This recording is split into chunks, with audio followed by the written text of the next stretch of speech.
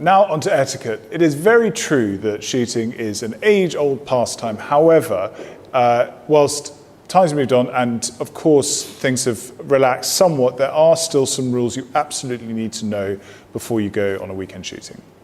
Number one, tip the head gamekeeper. Think of an estate a little bit like a platoon in the army where you have the squire, who is the lieutenant, but the head gamekeeper is the sergeant. He really runs the show.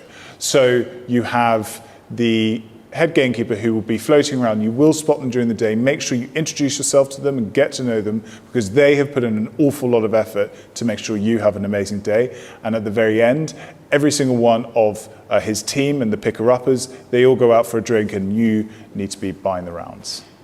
Number two, make sure you arrive with a gift and you leave with a thank you note for your hostess.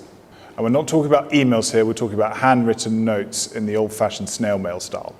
Number three, be on time at the front, ready to get into the cars. You usually will leave around 9 o'clock to start the day's shooting. The night before, it is likely there was some frivolity. It doesn't matter how hairy it got, you need to be outside on time. Number four, when you take the peg, don't shoot the bird that goes over the peg next to you.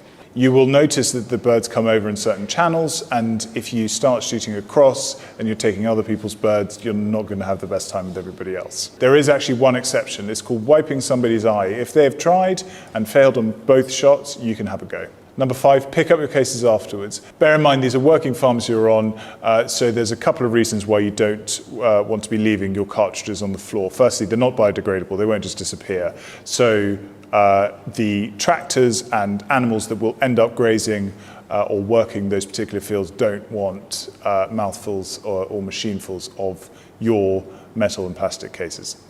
Number six, don't go for low birds. The reason they call it country sports is it is meant to be sporting. So you shoot higher birds because if you go for too low and you get them, it ruins the spirit of the day. Number seven, and this is incredibly important, always remember safety. These are lethal weapons, and every time a drive finishes, you will need to be seen by everybody else basically to be breaking the gun and unloading it and then packing it away in a gun case. Once it's in the gun case, then everybody's safe and happy, but make sure that is the first thing you do, even before you pick up your cartridges. Number eight is listen to the rules that are given to you before you drive off. There's going to be a couple of them, which is what you are not allowed to shoot. So if you are not allowed to shoot woodcock and they specify it, don't shoot one if you see it. They will not mention something called a white pheasant. This is meant to be something you have just known you are not allowed to shoot at. The white pheasant are much rarer. You do not shoot them, and if you do, you will get fined. So number nine is all about gun dogs. If you have a gun dog, you have to make sure that it properly behaves. This starts from the moment you get out of the cars and walk towards your peg, because depending on where you are, you may walk past the area where the birds are, and if the dogs aren't trained enough, they may run in there and disturb the drive, in fact ruin it from the off. But they also need to make sure that they don't put themselves in danger when things start firing and there's a lot of noise. They need to be able to be calm and appropriately behaved on the peg. And number 10 is dress appropriately, and I'll show you how to do that now.